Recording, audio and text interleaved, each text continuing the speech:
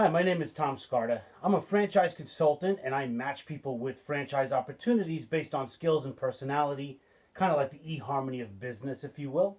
Today I'm here to talk about the franchise disclosure document. If you've looked at franchising at all, you've heard this term FDD a million times. I want to kind of break it down and make it easy to understand. People are often very overwhelmed by this document. When you get it, a lot of times it's like a telephone book. And people will just kind of throw up their hands and say, oh, I could never read that. Little bit of history. The franchise disclosure document is mandated by the Federal Trade Commission of the United States government, and this makes the franchises really transparent. It helps the consumer, being you, someone looking at buying a franchise, really able to understand the background of the franchise, the history, and this is what I want to talk about here today. One thing that you need to know is that when you first start looking at a franchise, there's no need to read the whole entire franchise disclosure document in one sitting. Matter of fact, if you're not buying the franchise, there's no reason to read the whole document anyway. What you need to do is focus on the things that really make sense at first. And there's certain items I'm going to talk about right now that will help you get right down to the kind of the meat and potatoes of what you need to know. Every franchise disclosure document starts out as a template. It's a boilerplate. There's 23 different items in every franchise disclosure, and each item has to talk about certain things. So when you get the document, the first thing you're going to do is open it up, and you're going to try to decipher this giant thing. But what you're going to learn right off the bat is certain things. These 5 items are the most important things to keep in mind and to know about when you're looking at a franchise disclosure document. You know, who am I dealing with? Who are these guys? Why are they starting a franchise? Or why are they franchising at all?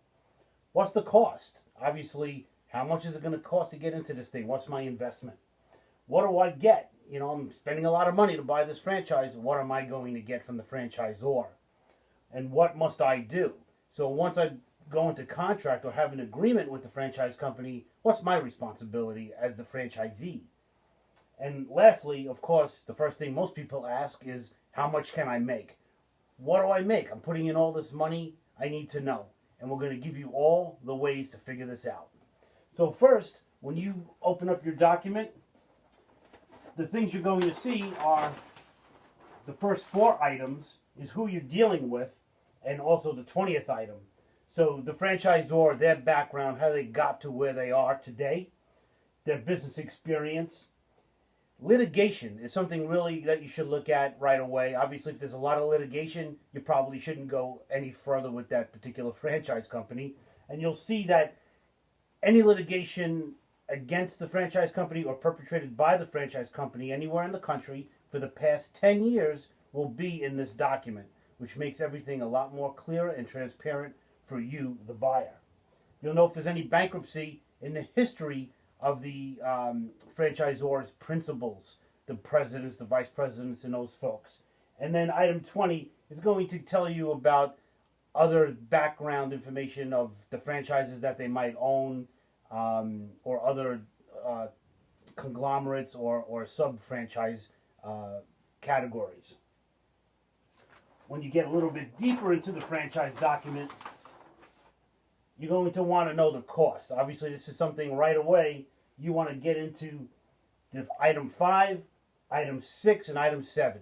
They're usually very self-explanatory. By the way, the Federal Trade Commission mandates that these documents are written in plain English and not legalese, so the average person like me could understand this. And believe me, if I can understand it, you can understand it. Item 5, initial fees. Item 6, other fees. Sometimes there's fees for things such as the software package that the franchise company might use, or maybe a call center that you might use, or an 800 number that's connected to that franchise. Item 7 is your initial investment. Exactly how much is it going to cost to get this thing off the ground, get my doors open? And they'll give you parameters actually from the lowest cost to the highest cost in their franchise history. So if there's 2 franchises, you'll get that. If there's 1,000 franchises, you'll see the highest to the lowest, and you'll have to figure out what the average is in your neighborhood. I'm always going to say go at the highest. Better off being conservative and being prepared for the worst, but hoping for the best. More information for you guys is going to be, what do you get? You know, you're spending a lot of money on this franchise. The franchise fee is, you know, like a down payment on a house. It's a lot of money. What are you getting for it? So item 8 will tell you about the supply sources. So interesting, if the franchise company mandates that you need to buy material from a certain source, they have to specify that. And if they're making money on that by reselling it to you, that'll be disclosed in the document as well. Item 11 is the assistance in the training, the support that you're going to get, which is awesome. That's what franchising is all about, is the support and the training. Item 12 is the territory. Just about every franchise in America, I would say 98% of them, give you an exclusive territory for your franchise. Before you sign a franchise agreement, you'll see the franchise territory on a map to include demographics and other things about the area that you're buying, trademarks, what you're allowed to use and not use in the franchise, the copyrights and confidential information, proprietary info is in there in that document. And item 17 is also pretty interesting to look at, and that's going to be your renewal, your termination, if you got in trouble, and how you dispute that termination. So I always say to folks, you know, when you sign a franchise agreement, you typically sign it and you put it in your file cabinet, and you never take it out again unless one of two things happens. One is you're going to sell the franchise, or two, you got in trouble and now you have to represent yourself in court. If you think that you're going to get in trouble, stop now. Don't even buy a franchise. Don't even think about it. But it's very clear about what you'll do to screw up. And if you think you're going to screw up, again, don't do it. The renewal is interesting. Typically, you'll know the contract or the franchise agreement is good for a certain amount of time. On average, it's 10 years. It could be less. It could be 5 years. Could be more. The average is 10 years, and it'll tell you what will happen at the end of that term. And usually there's a fee that you'll pay. You'll renew if you're a franchise in good standing. And what does good standing mean? It means that you pay your royalties. And that's probably the most important thing to the franchisor as you're building and growing, because the more money you make, the more money they make. The most important thing that everybody really wants to know is what you have to do. So your sourcing restrictions are important. You can't just go out and buy anything that you want. It has to be consistent, and that protects the brand. Item 9 is the franchisee obligations. What you are the franchisee, and what's your obligations to keep this thing up and running. It could be minimums for how much you're going to sell every month. There's all sorts of criteria. Every franchise is different, and it's all listed here for your convenience.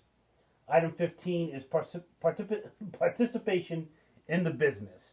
So a lot of franchises will mandate that you're working that franchise full-time, that you're not going to be semi-absentee or absentee altogether.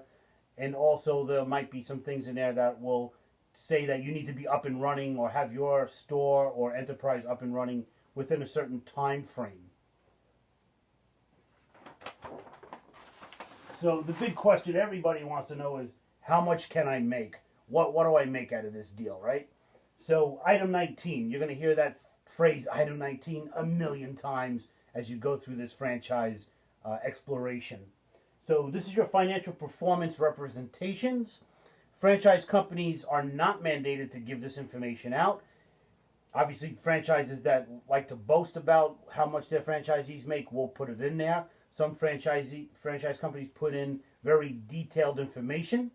My advice, and you know, I'm not an attorney or an accountant, but my advice is whatever you hear or read in this document, take with a grain of salt and verify it with the franchise owners that are in the field. And you know, if you spoke with me, I give you the tools to help you figure out exactly how much you can make out of a franchise. The company might give you gross margins, meaning how much is your rent, how much is your labor percentage supposed to be, or your food cost, but there's variables. So they can never tell you what the variable is going to be. You might run your business a lot different than me and me from the guy next door. So they can't really give you details. And also it's to protect you ultimately, so you don't have somebody from a franchise company or somebody like me say, hey, buy this franchise, I guarantee you'll make $1 million.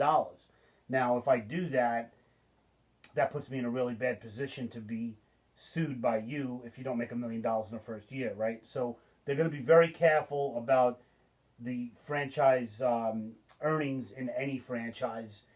And the franchise consultant like myself or the franchise development person or salesperson is not allowed to tell you that information. We cannot tell you anything more than what's in the franchise disclosure document in item 19. So there you have it. Those are 23 items that you have to really understand if you're really going to sign a check and buy the franchise. The thing is also you need to know is you need to show a receipt that you received that document. That's a really big stickler with the government. They want to know that you were disclosed. So make sure you see that. Also in that franchise disclosure document, you'll see the agreement that you'll ultimately sign. In addition to that, the franchise disclosure document will be renewed every year. So there are changes that happen.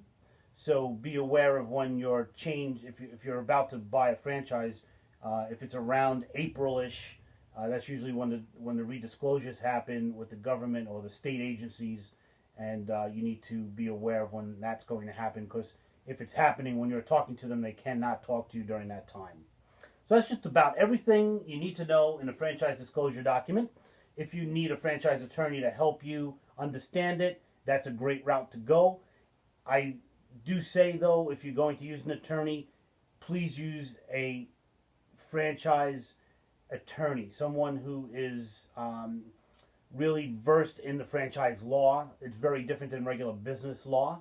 So use a franchise attorney. Anyway, I'm Tom Scarta, and if you'd like to learn more, click on the next video.